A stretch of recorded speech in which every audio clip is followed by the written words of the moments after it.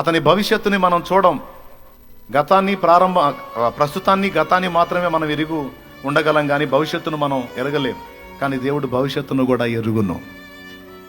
ఈరోజు మీతో కూర్చున్న వాళ్ళు కావచ్చు, మీ కడుపును పుట్టిన పిల్లలు కావచ్చు, మిమ్మల్ని కట్టుకున్న వాళ్ళు కావచ్చు, ఎవరైనా మీకు సంబంధించిన వాళ్ళలో కొంతమందిని గురించి మీరు విసుగు చెంది ఉండొచ్చు. వీడు చస్తే బాగుండు, ఏమి చస్తే బాగుండు అనే ఇరిటేషన్ నీకు వచ్చి ఉండొచ్చు నీ వారిని బట్టి. కానీ నీకు తెలుసా, ఏమో దేవుడు వారిని ఏర్పరచుకొని ఉన్నాడేమో.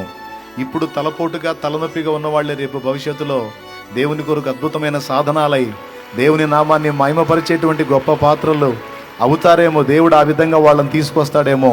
కాదని ఎవడు చెప్పగలడు? అవునా? అందుకే మన కర్తవ్యం ఏంటంటే, మన ఇంటి వాళ్ళు కానీ, మన సమాజ వ్యక్తులు కానీ, బయట వాళ్ళు కానీ, మనకు దేవుడు దృష్టిలోనికి తీసుకొచ్చిన వాళ్ళని దేవుని చేతికి అప్పచెప్పటమే మన పని.